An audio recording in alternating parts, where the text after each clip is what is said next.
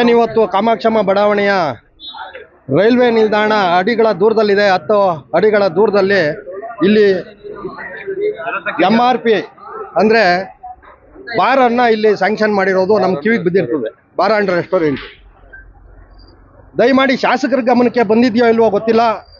ಈ ಥರ ಪರಿಸ್ಥಿತಿಗಳನ್ನ ಶಾಸಕರು ಕೂಡಲೇ ಎದುರಿಸ್ತಾರೆ ಅನ್ನೋ ಭರವಸೆ ನಮಗಿದೆ. ಅವ್ರ ಗಮನಕ್ಕೆ ಹೋಗಿದೆಯೋ ಇಲ್ವೋ ಗೊತ್ತಿಲ್ವ.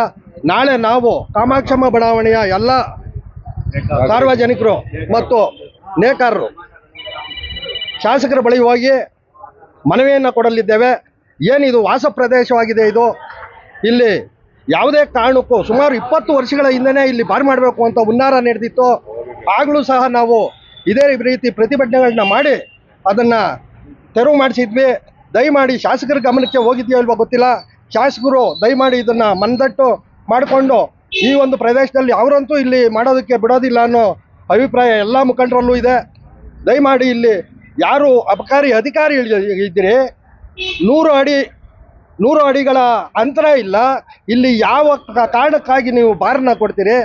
ದಯಮಾಡಿ ಈ ಬಾರನ್ನು ಅಕಸ್ಮಾತ್ ಏನಾದರೂ ನೀವು ಬಾರು ಪರ್ಮಿಷನ್ನೇ ಕೊಟ್ಟಿದ್ದಾಗಿದ್ದರೆ ಉಗ್ರ ಪ್ರತಿಭಟನೆಗಳನ್ನ ನಾವು ಹಮ್ಮಿಕೊಬೇಕಾಗುತ್ತೆ.